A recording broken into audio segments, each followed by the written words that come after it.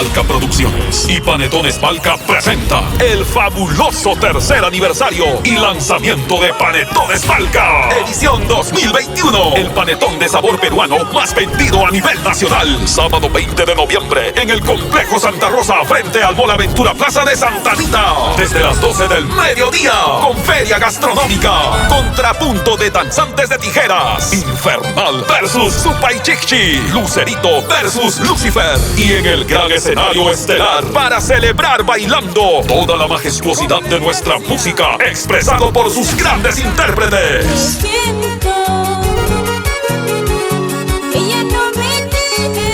La reina del teclado sureño, Fresia Linda, la dulzura del amor, el taquillero juvenil del requinto peruano, Edwincito de Paucará, Magda, la voz sensual y su clase andina, Papicha Corazón. Desde Palca Huancavelica llegan el trío Palca y los hermanos Cruz, Alex Riveros, José Luis Pelito y los Chéveres de Huancavelica. Sábado 20 de noviembre en el Complejo Santa Rosa, frente al Mall de Santa Rita.